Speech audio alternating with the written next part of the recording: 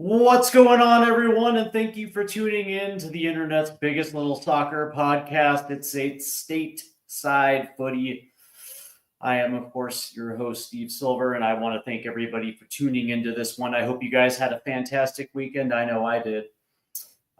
Juggling work and soccer and a podcast, let me tell you, man, it gets a little hectic at times, but here we are tonight as we are going to recap a little bit of the MLS Cup Final and, of course, the English Premier League over the weekend, which was absolutely riveting as well, too. But before we begin, go ahead and hit the like and subscribe buttons and also hit the notification bell. You know the drill, man. You know the drill. Just do it, man. It feels so good. It feels so good to hit the like and subscribe button.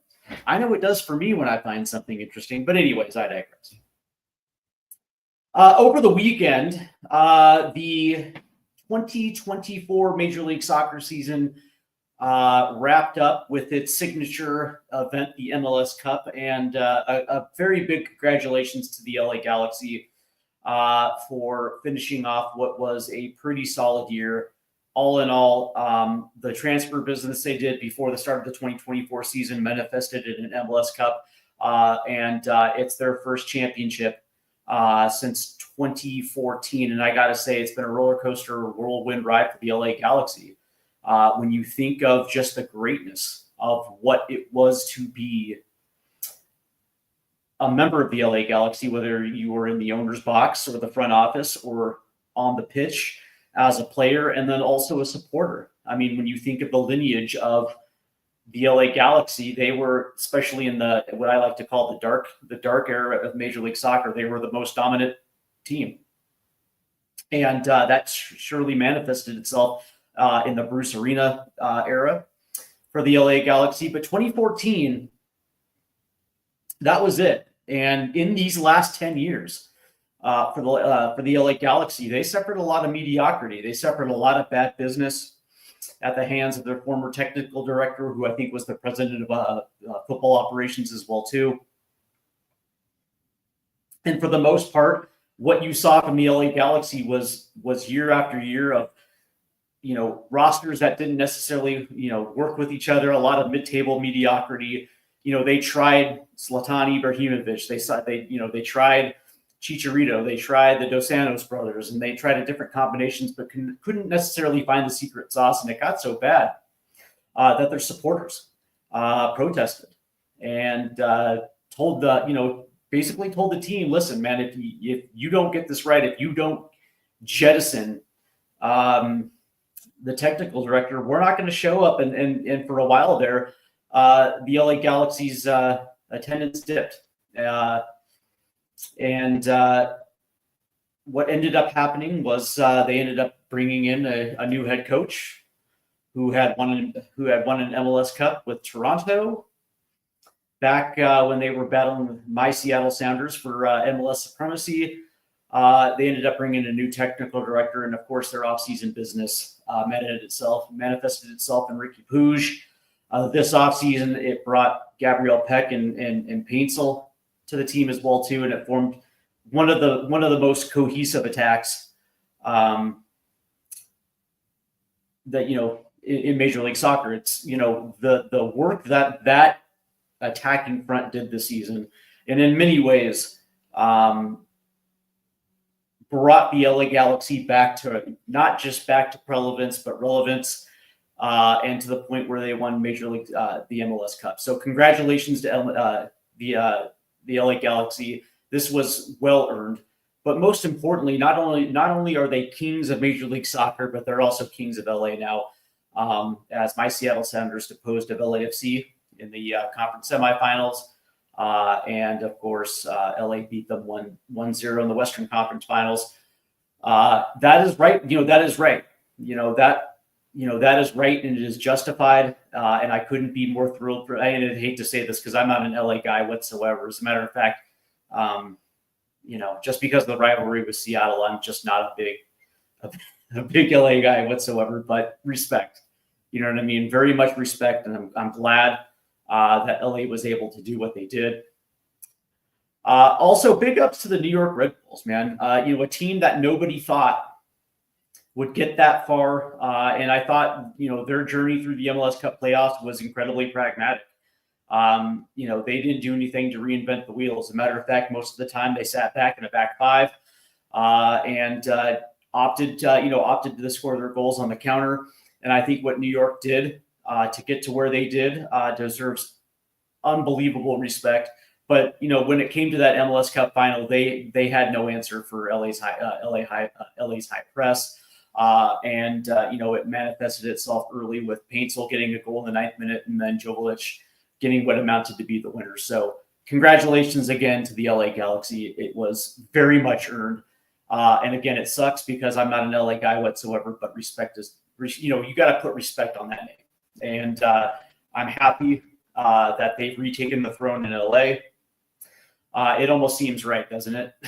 So congratulations. It's going to be interesting to see what they do in the offseason because for those who are living under a rock, Ricky Puig, I think he played 60 minutes on a torn ACL against Seattle in the conference final, missed the MLS Cup final, and there's a good chance that he's going to be out. Although I would like to think that Ricky is going to try to get back onto the pitch sometime before playoff time next year. It wouldn't surprise me. There was a time when an ACL tear, was generally a 12 to 14 month rehab. And now it seems like it's now down to 8. But it wouldn't surprise me if Ricky Puig got back in 6 and joined the LA Galaxy at some point next season. But that being said, there is going to be a need at the 10 for the LA Galaxy, and a lot of talk and a lot of whirlwind talk is, and especially coming from Fox Sports, more specifically Alexi Lawless, and he pointed out that maybe a 6-month loan for Gio Reyna might make a lot of sense, and it got me thinking. It got me thinking quite a bit, and I know there's a lot of Euro snobs out there, especially in the U.S. men's national team section of the fan base, who like to think that that would be a bad move for Gio. But that being said, it makes a tremendous amount of sense. Considering that I think this is Gio's last year under contract, and I would like to think that Borussia Dortmund is going to be looking to move off of him in the winter window. But that being said, there's also a few things to consider with Gio Reyna. First off is the injury history. It's no surprise that Gio. There's a lot of teams in Europe that are backing off a little bit of Gio because of the consistent injury history. And in that point, I wouldn't be surprised if there's going to be teams looking for a cheap deal to get Gio. But that being said, if there's not a side that's going to be willing to commit to him getting regular times, then Major League Soccer could be a viable option. Now, when I say viable, I'm not saying that's like the best destination for Gio Reyna, but that being said, it should be on the table. I think maybe a move to the Eredivisie, a team like Ajax, potentially even PSV, or even into the championship, makes a lot of sense. But that being said, again, if there is not a team that is going to be willing to commit starting minutes to Gio, or at least let him compete for a starting job, the MLS should be on the table, man. 100%. Now, selfishly, yeah, I was talking to my brother about this. Selfishly, like I would think that, the Sounders would be, it would behoove the Sounders to pick up the phone and give Dortmund a call and just see if he might be available on a 1-year loan. The Sounders are going to have a need at the 10. The question is whether or not they're going to hand out Albert Rusnik, who's 30, going into his age 32 season, a DP contract for another couple of years. I like Albert, but that being said, is he a DP level? Not really. And to get a 22-year-old Gio Reyna in Major League Soccer a year ahead of the 2026 World Cup, where you can actually rehabilitate himself image-wise, but also give him consistent starting time, it makes a tremendous amount of sense. And what do I mean by rehabilitate himself, his image? Well, because he's got the injury issue. And I said this today on X. It's like, listen, he's got the injury issue that he's got to overcome, but he's also got to play, stay healthy, but mostly he is known as a clubhouse cancer. The word that I'm hearing that Gio Reyna, to a lot of his teammates, is that he's a selfish brat. And there's also a lot of interference with his dad. And that is something that is not endearing to him and his teammates. He feels like he's an entitled American. And so there's a lot of worry and questions surrounding what type of player you're going to get. And it turns a lot of teams off. So the idea that maybe that an MLS side could pick up Gio Reyna on a 1-year loan, it's, maybe you might even be able to facilitate some sort of transfer deal to get him in Major League Soccer for a couple of years. Who knows? But that being said, it's not the worst idea in the world. Major League Soccer is better than it was 10 years ago, without a doubt. And the notion that it's a retirement league, I think it's kind of a farce. Sure, the LA Galaxy brought the has the veteran goalie and Hugo Lloris, and they brought in Olivier Giroud. Miami's got Messi and Sergio Busquets and Jordi Alba and all those guys. Yeah, sure, there's a couple teams, there's a few outliers, but most teams would rather use their DP spots on young South Americans. And that's why Major League Soccer's average age over the last couple of years had gone from 28 to 26. So it's kind of a younger league now. It's also a deep league, and it's also an exciting league as well, too. I mean, it's a league that's geared towards goal. The only thing about Gio, would he want to come back and play on turf and synthetic turf and some of those things? I think that could be worked out if the money's right. But anyway, congratulations to the LA Galaxy. Job well done. And it was rightfully earned. All right, so turning our attention now to the English Premier League. And I want to start off with Tottenham. Of course, I'm going to start off with Spurs. Why wouldn't I? I'm a Spurs supporter, so we're going to start right there in the Premier League recap. They played Chelsea, and a lot of people thought this was a vintage Spursy performance, as the Spurs coughed up a 2-goal lead and eventually end up losing 4-3. But it's much more than just that. Spurs only gave up 2 goals in the run of play, and they had two bad fouls that resulted in 2 penalties, which gave Chelsea, basically two free goals. And that ended up being the result of it. A lot of this also has to do that Christian Romero came back only to leave 20 minutes later with a quad injury. Mikey Van de Ven goes out in the second half as a precaution. And a lot of Spurs fans feel like this, Ange Postecoglou may have rushed the 2 of them back. I think that's complete BS. Knowing how these things work, that is not the case. I mean, it had been reported for a week and a half now that both were participating in training, and so of course, Ange Postecoglou errs on the side of caution with all guys coming back from injury. He's willing to wait an extra week just to make sure it's right. And if those guys didn't say they were ready to go, then he wouldn't have played them. So there's that. But the more importantly with Spurs is that they're not in a good run of form right now. I think they only have one win in their last 7 of all competitions, and a lot of this has to do with injury.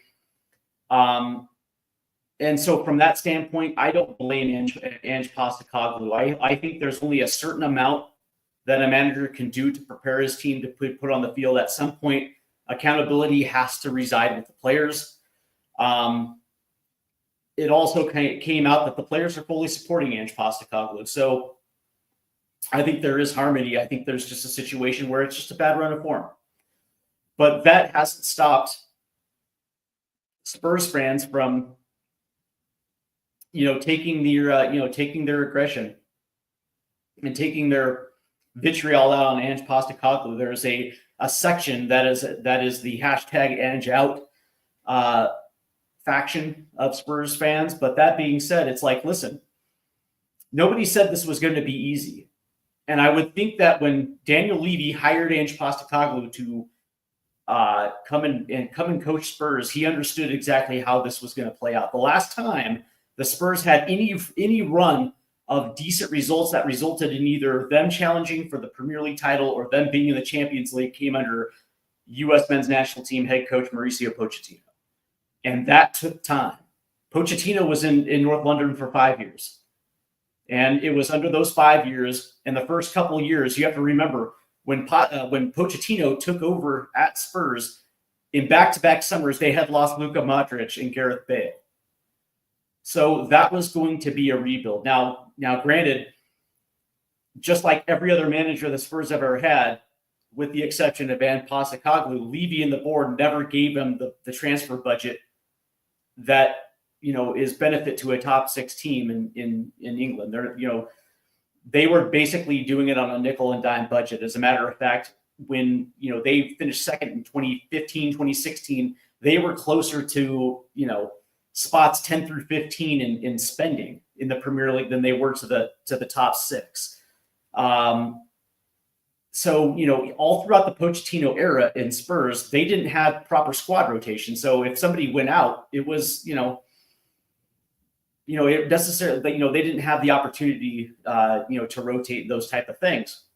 And so when Postecoglou takes over with the idea of youth development and rebuilding Spurs into a team that's going to consistently finish in a Champions League spot or challenge for the Premier League, it was going to take time, energy, and money to rebuild this thing. And this thing was not going to be easy. As a matter of fact, when you rebuild a football side, you are going to have very good wins. And the Spurs certainly have had very good wins. I mean, they just beat Manchester City 4-0 on the road. They beat Aston Villa at home 4-1. They beat Manchester United on the road 3-0. It's, they'll have very big wins, but they're also going to carry bad losses. And that certainly was the case. We've seen it this year. The loss to Crystal Palace away, the loss to Ipswich, the loss to Bournemouth.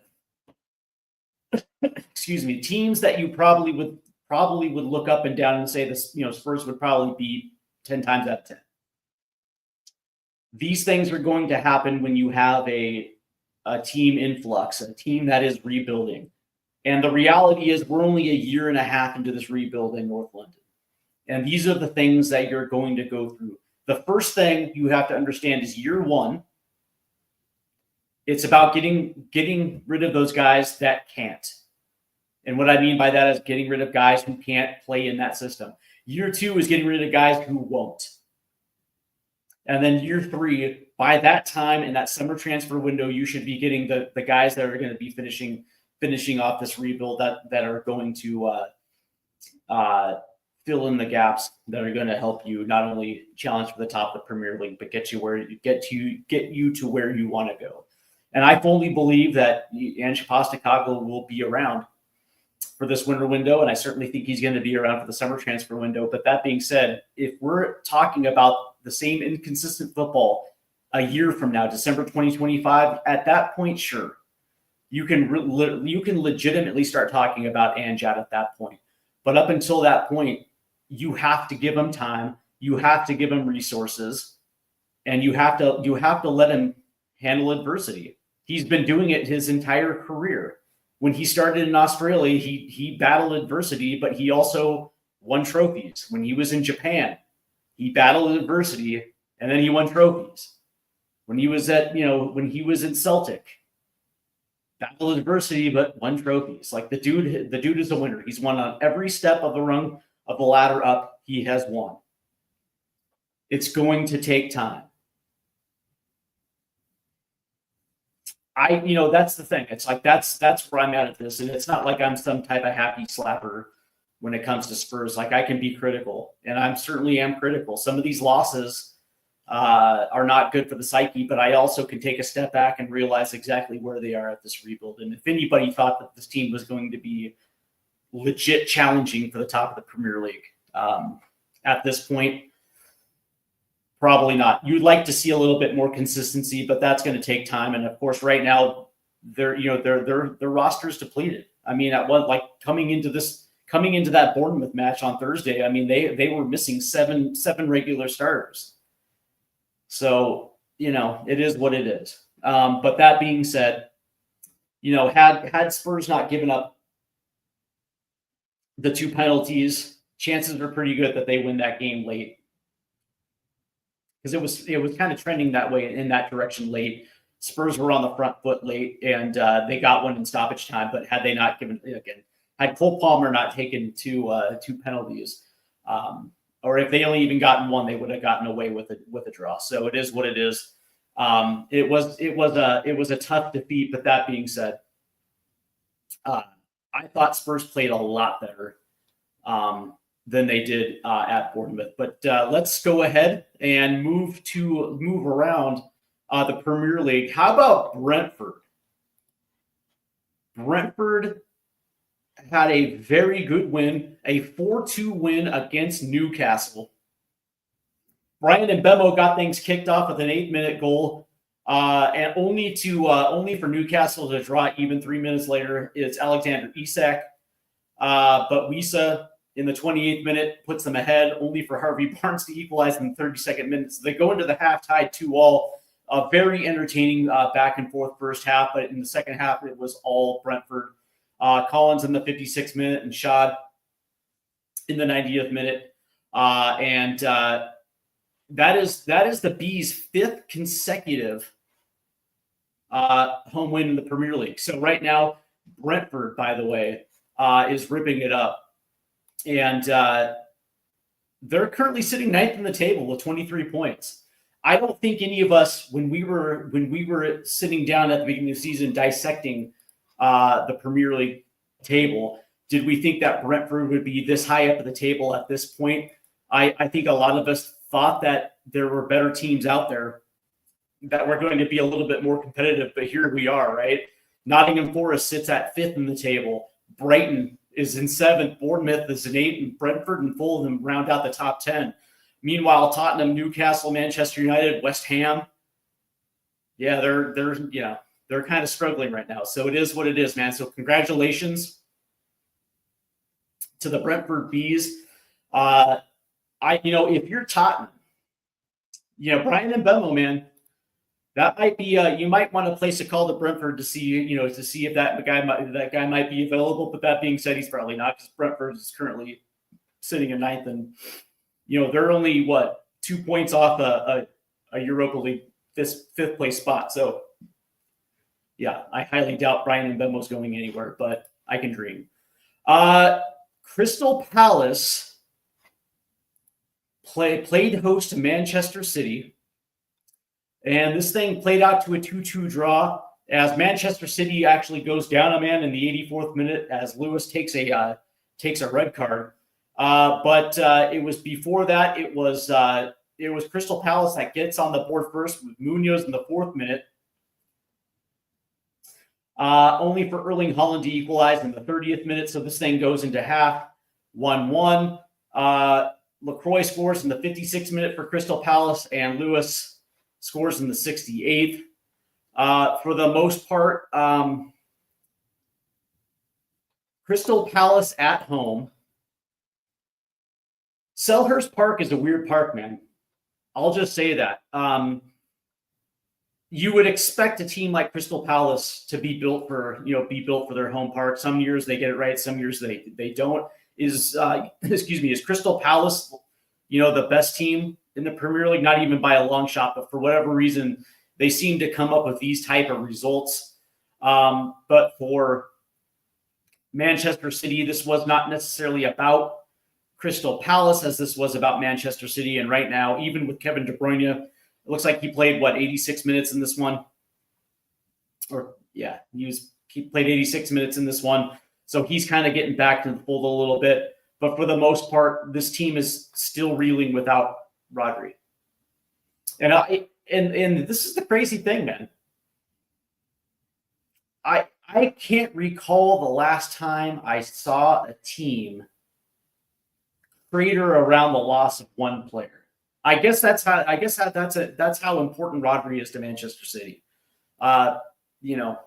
Maybe he's the guy that has the secret sauce, right? He's the guy that marshals the back four, but also keeps everybody honest in their attack. But for whatever reason, Ilkay Gundogan, he's been awesome for like the last 19 years, but he's kind of getting up there, although he kind of had a pretty solid game. But he's no Rodri. And for whatever reason, man, Kyle Walker's not looking really good. Savino didn't look good in this one either. Silva didn't look good. De Bruyne didn't play all that well. I mean, for the most part, Pep Guardiola has a lot to figure out here. And of course, Pep Guardiola is going to get some leeway here, considering that he's won 6 Premier League titles with them. He's won a Champions League, so he's got a lot of cachet. So even if Man City has a down year, and it's not like Man City's going to get relegated or anything like that, or even flirt with the relegation line. But that being said, man, the fact that this team was, I'm not going to say built around Rodri, but since this team's identity is surrounded by Rodri, and the fact that this team has certainly imploded since his loss, calls into question these players' character. The fact that not one of them is going to stand up and be a leader. That's going to hold some of these other guys accountable. A lot of it could be that this team has just played a lot of football over the course of the last 3 years. It could be that. It could be that this team is getting old. That also could be that. Well, that also could be the case as well too. But regardless of what happens, Man City takes a draw. Right now they're sitting in 4th, 27 points, 8 points off the lead. Man.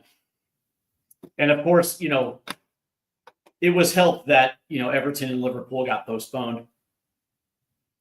So it is what it is. But moving on, Fulham hosted Arsenal. This one was a wildly entertaining contest, man. And of course, this really was the Arsenal show. I mean, from the onset, right? Arsenal held possession for 66% of the time, right? Their XG doubled that on Fulham. Arsenal had 12 total shots to Fulham's 2, and of course, Arsenal had 4 big chances to Fulham's 0. This really was more or less every time that Fulham tried to play the ball forward. By the time they hit midfield, Arsenal had intercepted or taken the ball back, and they were pressing Fulham into their own end. The one time where Fulham was able to get forward, it was the 11th minute, and it was a nice little give and go in the midfield, and they were able to spring Jimenez free, and he ends up going 1v1, I believe, with Saliba. He gets the shot off and places it far post. It was a beautiful goal, and Fulham there took the lead. And it wasn't until the 52nd minute that William Saliba equalized, giving Arsenal a 1-1 draw. And this was the first time in a while where you kind of looked at it and said, "Oh, okay, Arsenal's back." This is what Arsenal looks like. This is how Arsenal plays. And when I look at it, you look at the player ratings, it's like, good Lord, man. They looked awesome, man. Kai Havertz, I thought, had a good game. I thought Jorginho had a good game. Declan Rice and Trossard had good games. William Saliba probably had the best game of them all. Getting Martin Odegaard back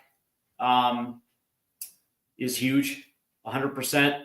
It's gonna take time for Odegaard to be the Martin Odegaard that we know, but working off of Bukayo Saka off the right side yesterday,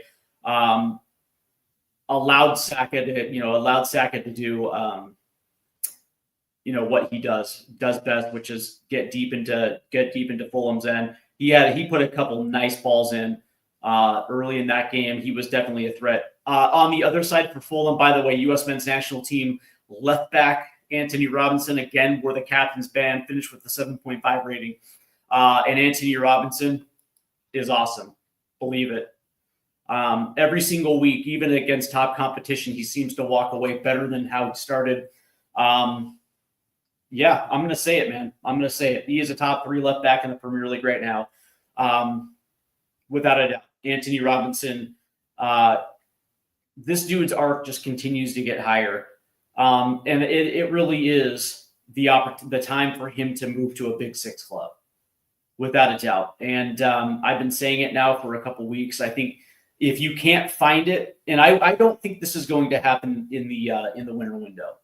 I just don't, because where Fulham sits right now in the table, with inside the top 10, within shouting distance to a Europa League, or dare I even say it, maybe even a top 4 finish. I don't think that's going to happen, but it wouldn't be out of the realm of possibility to think that they might qualify for Europe. They're just not going to let him go at this point in time. But this upcoming summer, with the rumors to Manchester United and to Liverpool and to Tottenham, this would be the time to do it. Ahead of the 2026 World Cup, for him to start getting regular starts for a Big Six, man, that would be huge for Anthony Robinson. And yeah, again, man, he just had a brilliant game this weekend. I was very impressed with him. There were times where Saka was getting on a little bit, but that being said, he regrouped and finished pretty strong. Bournemouth at Ipswich. Bournemouth ends up winning 2-1. Connor Chaplin gets everything going in the 21st minute for Ipswich, and they take they take the 1-0 lead and hold that until the 87th minute, when Unal scores in the 87th minute. In the 90 plus 5, Katara gets the winner, and Bournemouth escapes with a 2-1 lead.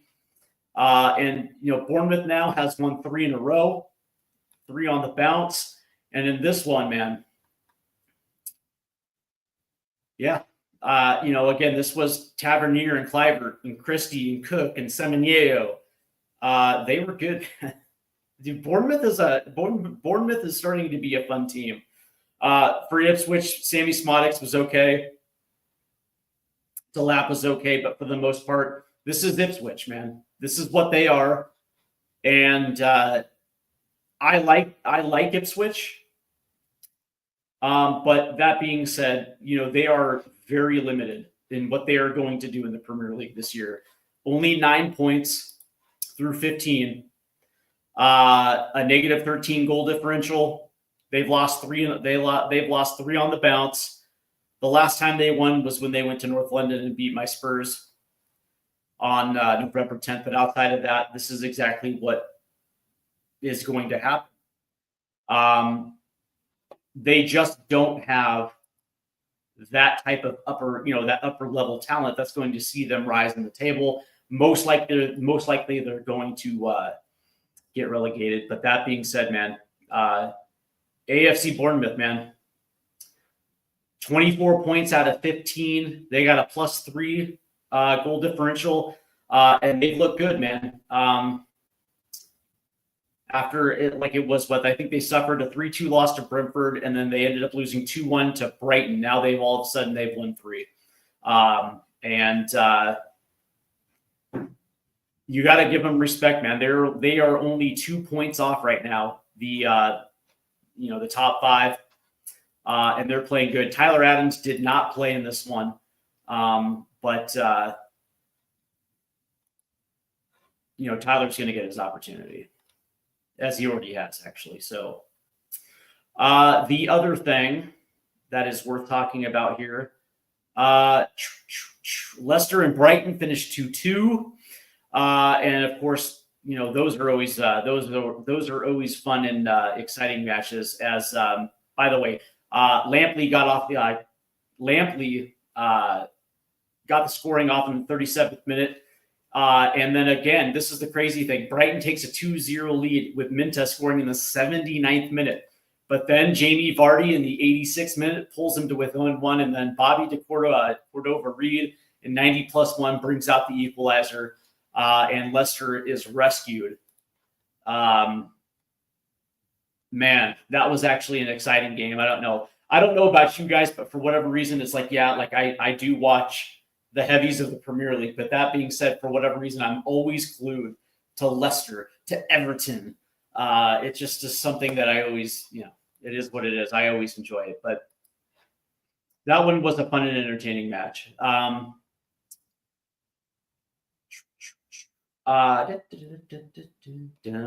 Nottingham Forest Manchester United. This one was an absolute banger. Nottingham Forest, 25 points, sitting in 5th place, tied on points with Aston Villa. And yesterday, beating Manchester United. And of course, Ruben Amorim is still in his infancy. And this thing gets started in the 2nd minute, man. Milinkovic, 2 minutes in, scores for Forest. But Højlund equalizes in the 18th minute. Morgan Gibbs White in the 47th minute. And then Bruno Fernandes in the 61st. So this thing has ended up at 2. And then Chris Wood scores in the 54th minute. So they're actually up. Bruno Fernandes scores in the 61st minute, but that ends up being the eventual winner. And man, here's the weird thing, man. Nottingham Forest has 3 losses in their last 5, but still, though, man, they play an exciting brand of football, man. I didn't see this one coming. I'll be the first one to admit it. When I looked at Nottingham Forest, and I was looking at their roster, I thought that it had some bright spots. Absolutely, man. I'm a big fan of Morgan Gibbs White, and I'm a big fan of Chris Wood, but I'm not necessarily a big fan of their outside wingers, and I'm not a big fan of their double pivot or their back four. I thought their undoing was going to end up being their back four, but here we are, man. 15 games in, and they're playing pretty solid, man. That's a cohesive team, and that's something that took time to build. But I actually think that it's the presence of their head coach, man, Nuno Espirito Santo, the former Tottenham head coach, that has really brought a calming influence to this team, but it's also brought stability. And that's something where within that, it's that belief in the group, that belief in the core, and that constant reinforcement with a team that's like, listen, man, you guys can hang with the best in this league. You guys have that talent. You guys have that ability to go out there and compete week in and week out with the likes of Liverpool, with the likes of Man United, Man City. Like, don't doubt it. That's the belief that Nuno has given to Nottingham Forest. And God damn it. Week in and week out, this team continues to impress. Now, does that mean that Nottingham Forest is going to qualify for a Europe spot? Maybe. I think it's still early. We're not even to the January would. So we have no idea exactly how that's going to play out for them as well too. But for right now, 15 matches in, Nottingham Forest has played well. And if things hold out, that's the thing. It's like you wonder whether or not this is actually legit or if this is a purple patch for Nottingham Forest. Clearly, they're taking advantage of the teams that are in front of them, which is what you like to see. But that being said, you wonder if this thing is going to be able to hold out for the entire duration of the season. I firmly believe that Tottenham's going to rebound. Of course, I keep telling myself that. But that being said, man, Nottingham Forest with a big win over Manchester United. Aston Villa beat Southampton 1-0. And in this one, as we get to it, and this is, Duran scores in the 24th minute. That stands up. This is the weird thing. Southampton controlled the possession 53% to 47%, but it was the shots of Aston Villa, 18-4, 5 big chances. Their XG was double. This was all, it's weird. Like, possession can be so misleading. But that being said, this is, I hate to admit this. I hate to admit it, but I thought Southampton did very good business this summer. I really did. I thought that their business that they were able to pull off was going to at least give them an opportunity to stay competitive and maybe stay above the relegation line. Because I actually had, I had Everton, I had Leicester, and I had Nottingham Forest going down. And I thought Southampton and Ipswich did just enough this summer to keep them above the relegation. Like, did I think they were going to be competitive? No, but could they be competitive against the bottom 10 to earn enough points to stay above, the drop 100%. But so far, man, they've been bad. And I think a lot of this has to do with the injuries. Will Smallbone is out with a hamstring. Lallana out with a hamstring. Bazzuno is out with the Achilles tendon. Ramsdale, Achilles tendon. Ramsdale is out with a broken finger. Anacho is out. They have Jack Stevens on a red. It's like, Ross Stewart's out. Like, this team has been dealing with a lot of injuries, and a lot of that to key players that, unfortunately, when that happens, you're dealing with depth, and what they have is championship depth playing at the Premier League level. And it is what it is, man. It is what it is for Southampton. They currently sit in 20th, 5 points through 15, a negative 20 goal differential, and then they get Tottenham coming up. And I have a feeling this is where Tottenham kind of gets their group back against Southampton. It's too bad, but it is what it is. West Ham versus Wolves, and that's the thing. It's weird. The Wolves are sitting in 19th place. They've lost three on the bounce. West Ham has also had a bad go as well too. This one gets started in the second half with Susek scoring the 54th minute. Doherty scores for Wolves in the 69th, and then Bowen gets the winner in the 72nd. This is the weird thing, man. Wolves have players that I like, man. And it's weird that they're still struggling a little bit, right? And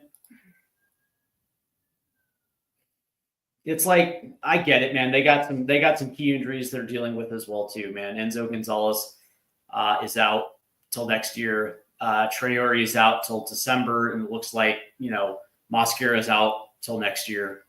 So yeah, man, I get it, right? But that being said, when you look at them, when you look at their players, Gomes and Kuna and Atnori, Semedo, Strand Larson, they're good, man. They're very good. And yet, for whatever reason, they're not putting it together, and they're just getting overran. And this one was no different as well, too, as the talent of West Ham. They did exactly what you expected them to. Bowen is just unbelievable. I like him a lot, but that being said, West Ham does it. But that's going to do it for the Premier League recap. As we look at the table, Liverpool, who had a match against Arsenal that was suspended, so they didn't play, but they're still at the top of the table, 35 points through 14. They hold a 4-point lead over Chelsea, who is now sitting in second, 31 points, 2 points back as Arsenal with 29. In fourth place is Manchester City with 27, and in fifth place, tied for fifth place with Aston Villa, is Nottingham Forest. And then you have a bunch of teams that essentially go all the way to 12th place. Brighton Hove 24 points. Bournemouth 24, and then you have Brentford, Fulham on 23, Tottenham and Newcastle with 20. So this thing is still, this table is still incredibly fluid. But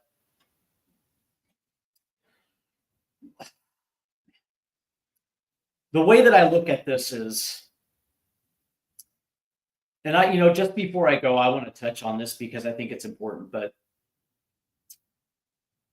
when I look at Tottenham's roster, if all things were equal and they weren't dealing with injuries, Tottenham's roster is one of the best in the Premier League, full of world-class players.